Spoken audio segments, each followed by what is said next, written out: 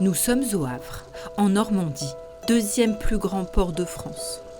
C'est ici que Sébastien Fleury, 48 ans, a développé son entreprise de garage automobile. Enfant du pays, il ne se voyait pas faire sa vie ailleurs. Alors oui, moi je suis havrais de naissance et fier de l'être. C'est mon terrain de travail, c'est ma ville et c'est vraiment mon point de vie. Sur les docks, en plus des navires marchands, des centaines de véhicules automobiles professionnels sillonnent le port. C'est là le cœur du métier de l'entreprise de Sébastien. On a vraiment construit l'entreprise autour des besoins qu'il y a sur le Havre. Nous, le plus gros client justement, c'est le port du Havre, les entreprises du port du Havre. C'est au nord de la ville qu'est situé le site principal de son garage. Ici, on accueille tout type de véhicules professionnels, en grande partie des poids lourds. Comme ici, ce semi-remorque de chantier de plus de 9 tonnes. Le garage est le seul au Havre à disposer de tels espaces pour des camions de cette taille. Dans la ville, aucun garagiste ne s'intéressait beaucoup à ce type de véhicule. En surfant sur ce marché non concurrentiel, l'entrepreneur a pu tisser de bons liens dans le secteur. Sébastien prend dans son garage tout ce que les autres garages ne prennent pas. Poids lourds, véhicules professionnels et c'est surtout au feeling qu'il accepte de nouveaux clients. J'ai choisi de guider sur les choses que les gens ne prennent pas. Et aussi travailler sur des véhicules de personnes qui n'ont pas beaucoup de moyens. Ça aussi, c'est un de mes chevals de bataille. Parfois, l'entrepreneur accueille des véhicules modestes accidentés de particuliers dont les assurances ont évalué la réparation à des prix exorbitants. Plutôt que de voir partir ces voitures à la casse et leurs propriétaires ne plus avoir les moyens de racheter, le garage les répare, souvent à prix coûtant. Autre particularité de cette entreprise, la bienveillance et surtout un esprit de famille. Ici, tous les matins, la journée commence par un tour de table, puis par un café pris tous ensemble. Un moment convivial qui permet aussi de voir comment va chacun d'eux. J'essaie d'accorder tous les jours un petit 5 minutes de discussion personnelle quand ils sont sur un poste de travail, aller voir et puis voir comment un peu la température et puis leur état d'esprit. Et là on ressent s'ils ont besoin d'aide ou s'ils ont besoin de calme.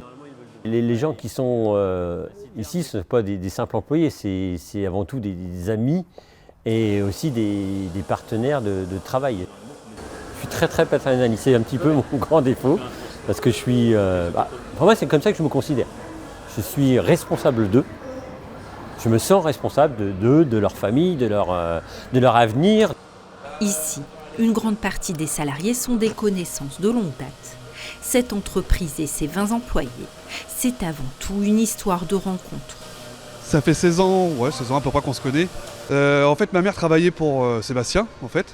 Et donc moi je remplaçais ma mère l'été. Et quand ma mère est partie en fait du garage, j'ai pris sa place en fait. C'est un peu de la famille quoi. Je le vois plus comme un grand frère qu'un patron quoi en fait.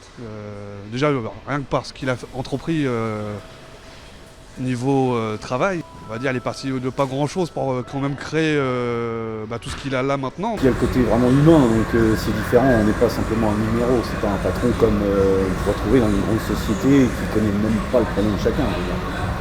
Et là, quand on a des soucis même personnels, il fait tout pour nous aider.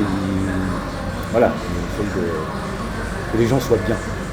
Une entreprise familiale, c'est le moins que l'on puisse dire. Dans les bureaux, côté administratif, on trouve l'épouse au RH et juridique, la cadette au commercial, l'amie de longue date au secrétariat et parfois même la benjamine qui vient tenir compagnie. Mais cet état d'esprit n'a pas toujours été une évidence. L'entrepreneur fut jadis un patron plus strict. Suite à la première communion de son épouse, puis des échanges avec le prêtre de sa paroisse, Sébastien ressent à son tour le besoin de communier. Il se prépare donc avec le prêtre il y a 4 ans. Il fait enfin la première communion qu'il n'avait pas faite étant jeune. En fait, un jour, j'ai poussé la porte de l'église en disant « ça fait longtemps que je veux communier et je vais communier ». Ça a été comme un besoin en fait. C'est un appel. Je pense que c'est un appel. J'étais peut-être dans le mal-être C'était une période assez difficile quand même. Et là, c'était franchement, c'était la révélation. J'ai, entre guillemets, perdu la colère que j'avais en moi. Et je prends les choses différemment, avec beaucoup plus de philosophie, avec beaucoup plus d'amour, parce qu'on peut le dire, c'est de l'amour. Ça a été le jour et la nuit, vraiment. On était peu pratiquants. Et du jour au lendemain, on a eu besoin, tous les deux, l'un comme l'autre, de pouvoir aller à l'église, de pouvoir aller se rapprocher, en fait. Sébastien était très rigide dans sa façon de penser. Et du jour au lendemain, il a pris le temps d'écouter tout le monde, en se disant, mais en fait, on est tous là pour faire fonctionner la même chose. Chacun a ses compétences, chacun doit être à sa place. Il ne faut pas obliger quelqu'un à être là où il va pas être, où il doit pas être, pardon. Et à ce moment-là, le mettre en difficulté. Et c'est là qu'il a décidé de mettre tout le monde plutôt dans la facilité et les aider à évoluer. Il y a eu l'apaisement et l'explication que j'en ai donnée justement à mon équipe a ramené aussi une sérénité et aussi une meilleure performance. Ça a vraiment changé la configuration de l'entreprise. On est devenu une entreprise plus calme, plus responsable, plus posée, avec un autre but et un sens à notre travail en fait. Et je crois que c'est la plus belle chose qui est arrivée justement à l'entreprise.